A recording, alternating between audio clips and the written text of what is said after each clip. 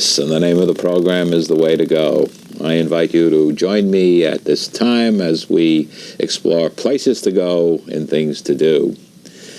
Today we're going to be visiting a museum that I really knew nothing about until it was brought to my attention, and it is the Yeshiva University Museum, located in Manhattan.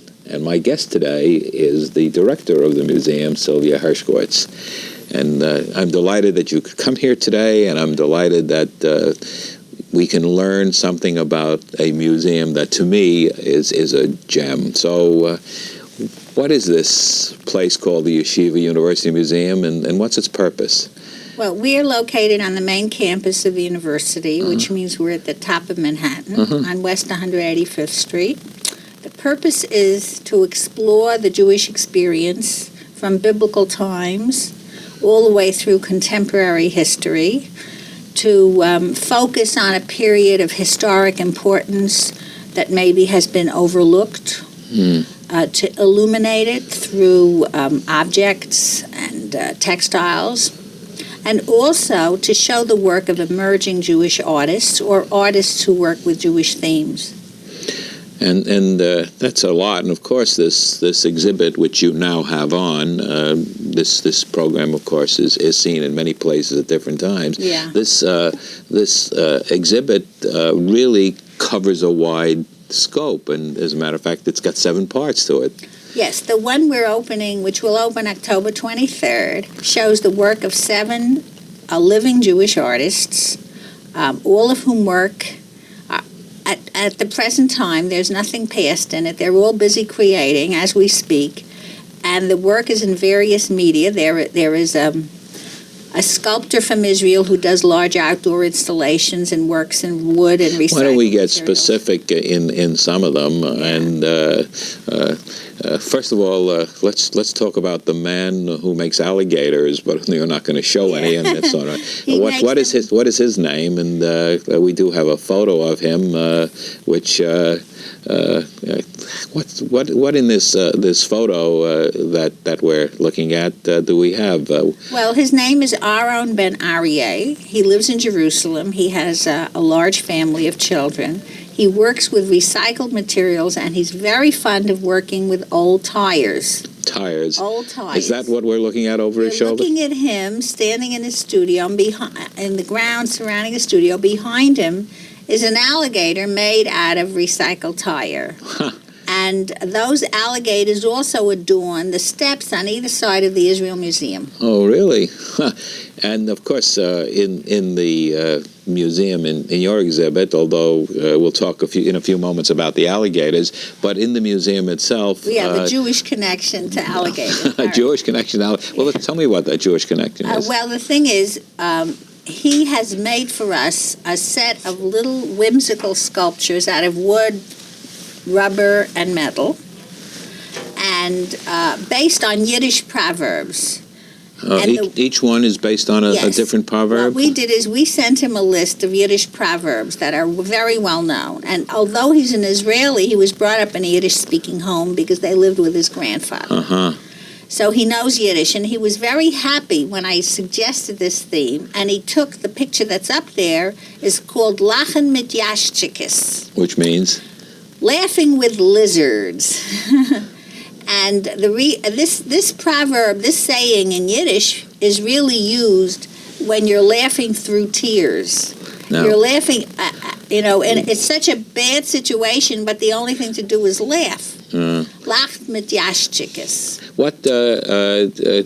I wonder if we can get a look at that and really see what it is that we're showing right now. Well, on the picture, you see a large laugh, a large open mouth, and a lizard going into the mouth.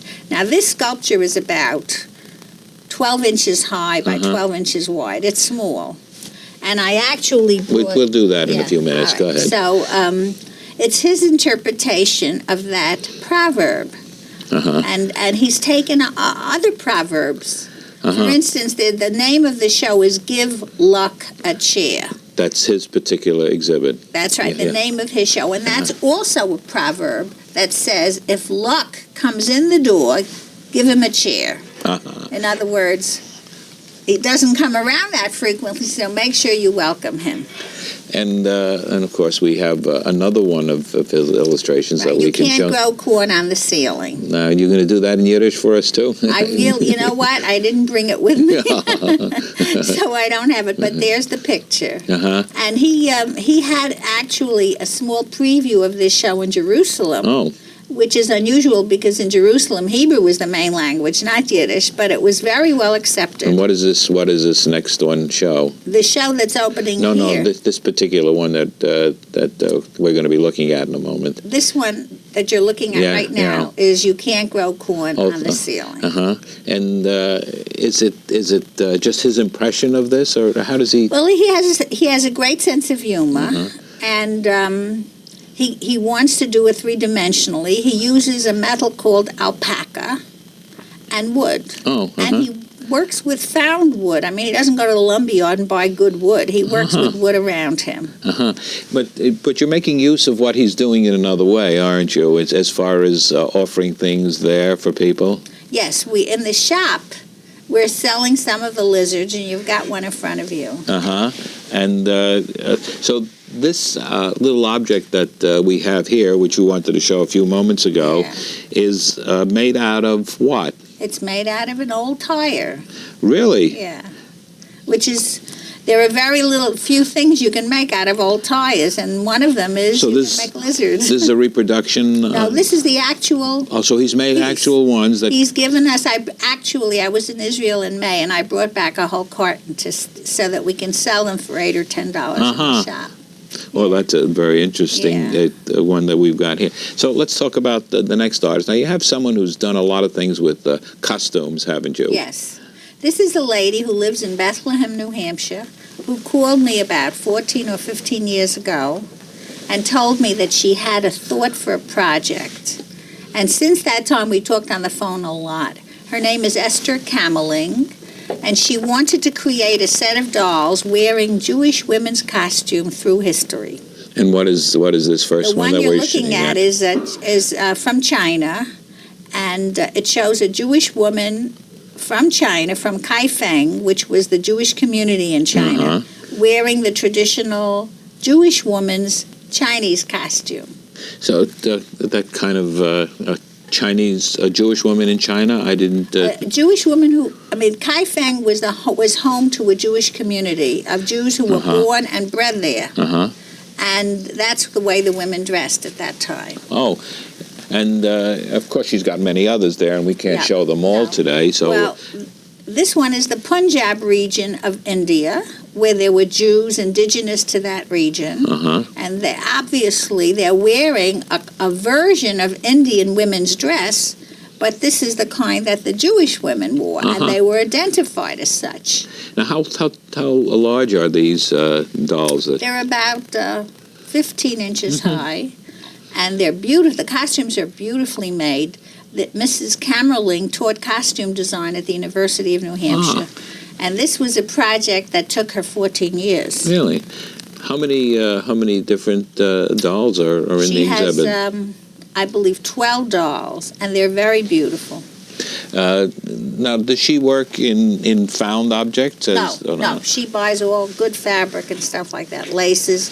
What you're looking at now is the Moroccan woman's costume from both areas in Morocco. The southern area wears green, and the coastal area wears red. I hope I'm not making a mistake on that. But anyway, the Moroccan woman's marriage costume is very elaborate and consists of many pieces, and each piece is heavily symbolic. Every different article of that Moroccan woman's dress has a meaning and a significance. So we're not going to, of course, be able to show illustrations of all of the artists today, but just a few of each. Right. And we also have some three-dimensional things that we'll be showing. But particularly now, let's move on. You have someone who's a graphic artist. That's right. He's a man who grew up and went to school in the States and had his own graphic design firm. What's his name? His name is Philip Perlman. But he got turned on to Hebrew lettering because he went to yeshiva in his early years, and he said He was fascinated by the way the Torah scribe, the man who writes the letters of the Torah, the way he worked, and fascinated by the relationship between the words, their shapes, the shapes of the Hebrew letters, and the geometry that the Hebrew letter makes when it's on the page. And so he did a series of paintings based on Hebrew prayers that we say Rosh Hashanah, that we've just finished saying, prayers that we use during the week, as well as Proverbs. But did it all in graphic form, you see. So it was serendipitous that Aaron Ben Aryeh did the Yiddish Proverbs, and Philip Perlman is doing Hebrew Proverbs in graphic form. How many different things of his a lot. are in We have these? about 40 pieces from Philip Perlman, and they're So they're quite large. He is prolific then. He's prolific. So he's a professional. Where is he located? He's someplace in New York. I really He's don't local. know. Yeah. And is this a full-time thing with him? No, he's basically, he owns his own graphic shop. And we're going to show some more of his work. Let's talk about this one. Well, this one is a prayer that we say every day. Be as strong as a lion, as swift as a leopard, to do the will of your Father who is in heaven. And it's in the first parak, the first chapter of the Mishnah. And it describes the way you What is the be. Mishnah? The Mishnah is the code of Jewish law. Okay. And it interprets Jewish law for us in a way that we can follow. And this tells you the mood that you should be in when you begin to say your prayers. So that you should be strong, you should be swift, you shouldn't lag, and so forth. Let's talk for a few moments before we show some more of the things that you were generous enough to bring along today. Let's talk about the museum itself. It's part of Yeshiva University, Yes. which is in Washington Heights in Manhattan, and it occupies several floors in the library building. Yes, we occupy the same building as the library. The main floor was dedicated to the museum when the building was erected. And since then, we've also taken over part of the fourth floor because we just had so many exhibitions that we took an empty space. The main floor is our main exhibition gallery, and we have a whole series of exhibits that go on there. We have both historic exhibits and contemporary exhibits, like the ones I was just telling you about. And at the moment, the historic exhibit is the Jewish community of Dubrovnik's spiritual treasures. Dubrovnik is a very old Sephardic community in what was formerly Yugoslavia. And when the war started several years ago, the synagogue was shelled, and so they were very afraid that it would be destroyed and they would lose these century-old pieces. How were they saved? They were saved because the president of the Jewish community at that time was this doctor who lived in the United States. And he arranged... He was in the United States and president? Yeah. Yes, he's president. Well, there were only about 10 Jews left in right. Dubrovnik. It was never a community of thousands. At the most, it had 500 people, and that was in the 19th century. But this president, who grew up in Yugoslavia and was interned during the war, came to America as a young man and studied at the University of Michigan and became an important physician and opened up a health center there. And he now lives in New York. He's retired.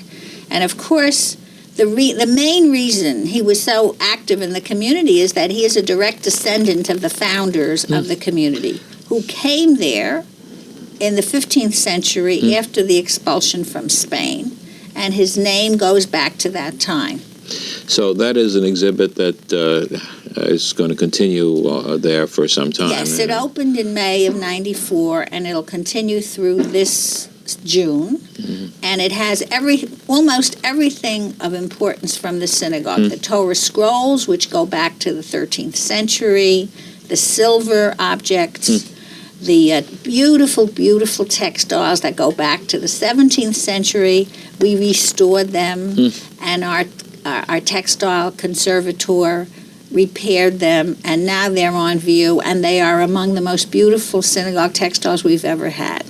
Before we go on to show some three-dimensional objects that you have, I do want to just remind our viewers that we're talking today with Sylvia Hershkowitz, who is the director of the Yeshiva University Museum, which is located in Washington Heights.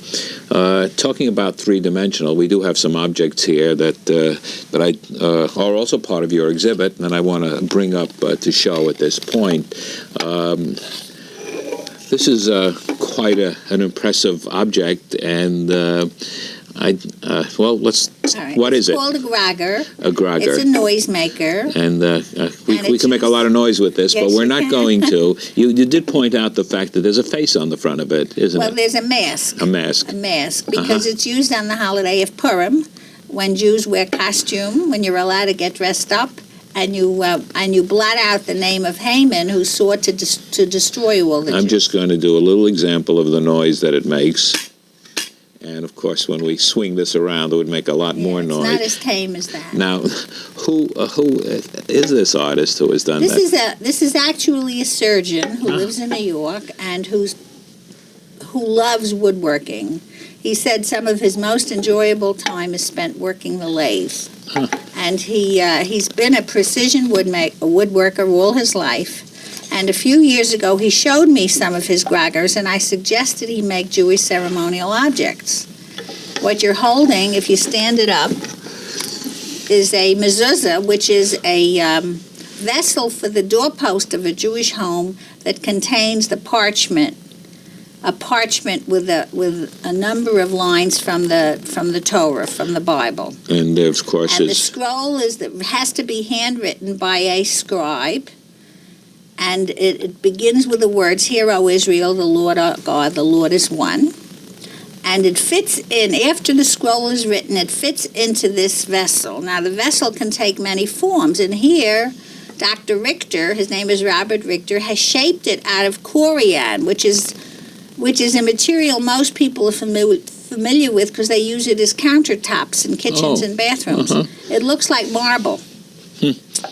And so he does this, as you say, in his spare time? Yes. This is his hobby? This is his hobby, but for the first time he's having a show of his ceremonial pieces. Now, if you hold that by the cord... And this is a lot larger object than some of the others. This is to adorn a Torah. Mm-hmm. This will hang over the two staves of the Torah, and those people who will know will recognize that it has the imprint of the map of Israel silhouetted on it with the major cities, and it has the words, "How good it is for brothers to live together as one." And this is for a Sefer Torah. Most people are familiar with these pieces when they're made out of silver. You see them hanging on the front of the Torah scrolls, but this is wood. It's very interesting to me, Sylvia. You, of course, have used some Yiddish words, and you also are talking about some things which are, of course, known to Jewish people. But you do quite a bit of reach out in the museum because you're not in a Jewish neighborhood. No, we're not. And you do a lot with the schools and bring the youngsters in. We feel that we have a responsibility to the community at large, which is a community desperately in need of arts education. The art program in the local public schools in this primarily Latino neighborhood has been cut so that even where they do offer art, they only offer it once a week, and less than 10% of the classes get it. So we feel, since we're in a facility which these children and their parents pass every day, that we owed something to give them a chance to have museum experience. So you have we have programs for public school children, for children from the South Bronx, for community centers, all non-Jewish population, and we don't do Jewish programming for these children, of course. We do art education. We take an idea based on an artist. For instance, in this particular show, if we were to do a program for children, we would give them some woodworking. If we show silver objects, we give them a chance to work with repoussé metal. This spring, we're going to inaugurate a program where we're going to teach them the elements of design. And And since we're having a show on quilts, in order to know how to cut pieces for a quilt, you have to know mathematics. And so they're going to learn about symmetry, about pattern making, about geometry, that you can make a circle into so many triangles, or you can put a square in and divide that again. And they're going to have a chance to work with fabric, with colored cardboard, with colored wood patterns, and they're going to learn mathematics and how it affects quilting. It all relates into art. Yes, one of the it things does. that I definitely want to do is to tell people how they can get some information about the museum and its hours and so on. What's the telephone number that people can call? It's 212-960-5390. And I'm going to ask you a little later to repeat that, just in case people and if haven't they had call that number, they can ask for a calendar of events, which we just published, which will take them through up to January of 95 with all the events that we have. It also has a listing of our exhibitions. That's great. We talked about some of the specific artists. Of course, you have 7, and we didn't bring illustrations for all of them. Who are some of the others, and what are they doing?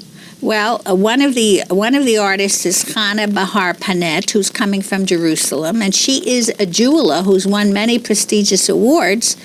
So she's bringing both her silver and gold jewelry as well as a whole new line of Judaica, spice boxes and Torah pointers and Hanukkah lamps. That this is something she just started designing in the past 3 years. I want to make sure we mention all the others, too. Well, there's Anthony Dubofsky, who is a professor at Berkeley in painting, and he went to Jerusalem and to Warsaw and lived in both places.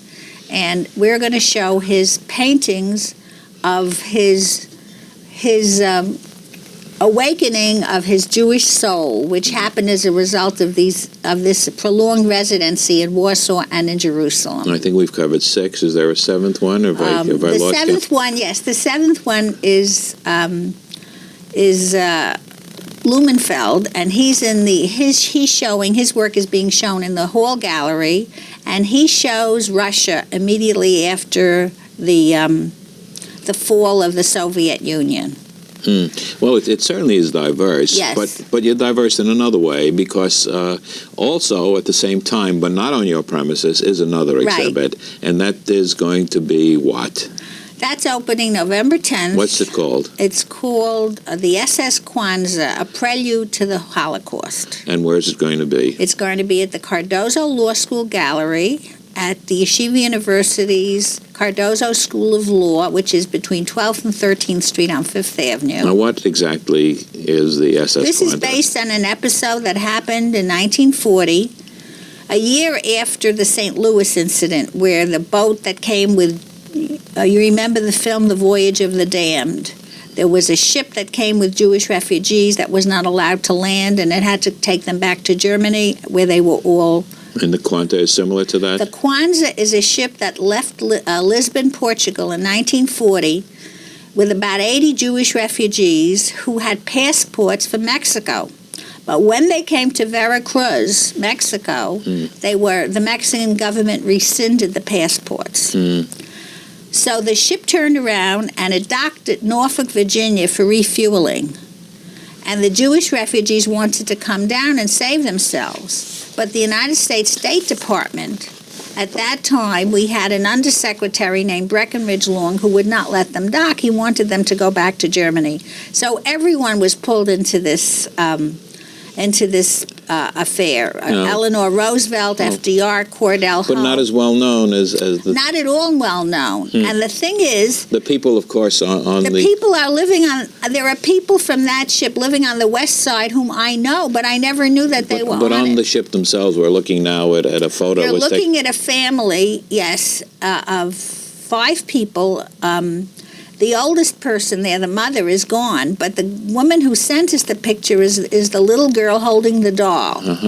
And this was a family who saved themselves because there was a Jewish lawyer in Norfolk, Virginia, who felt a conscience and through a legal loophole enabled the Jewish refugees to come off the boat and enter the United States. And after that, Breckinridge Long was so incensed that there was this loophole that he closed all the holes. Really? And from that time on, they couldn't get passports. What exactly is the exhibit consist of? It's all historic material, newspapers, letters, telegrams, pictures of the people, and someone made a model of the ship itself, and that's what you're looking at, the SS Kwanzaa, which was this Portuguese boat. So it's quite an extensive exhibit then. Actually, it opened. The exhibition is coming to us from the War Memorial Museum in Virginia, where it opened.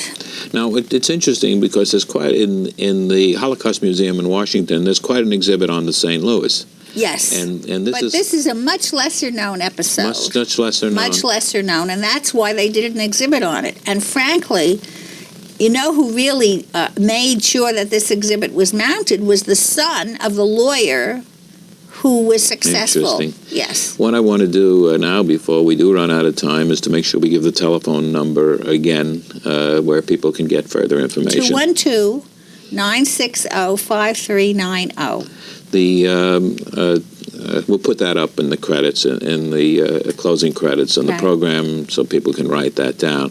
It seems to me, from everything that you've said, you've got a very, very ambitious exhibit. Well, we all work hard. It's bustling. And the space that you have, which I've seen, is really excellent because you really can see things. And there are some things that are on permanent exhibit there as well, or you do change them over. I know. Well, there are a few large pieces that we can't take down easily. And the catalogs that you have on display are catalogs that you had. We it seems to me 17 catalogs. And you're there almost 20 years now. Well, I guess it's 18 now. 18 years now. Yeah. And since 1976, right after the museum was started. Mm-hmm. Well, I certainly thank you very much for being here today. It's certainly been a wonderful visit, learning for me, and I hope for our viewers, about a museum that I really did not know much about. Well, I hope you'll come more often. And I will come. I hope people will come as a result of the program.